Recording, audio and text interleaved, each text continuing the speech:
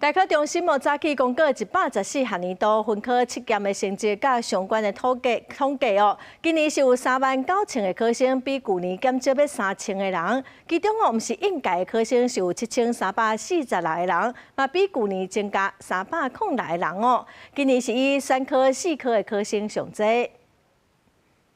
4科最多，那4科当中呢，可以看到是数甲化物生。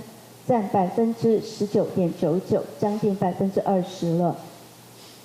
其次呢是数理、力、地、工17.67%。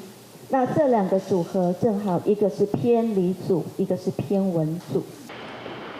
大考中心指出，讲文理组拢是以报考4科的上多哦。成绩方面，上多人3科的数学甲顶标是46积分哦，前标是39积分，拢是最近3档来上悬的。历史甲公民的顶标嘛是最近3年来的新低哦，公民的5标嘛创3年来的新低。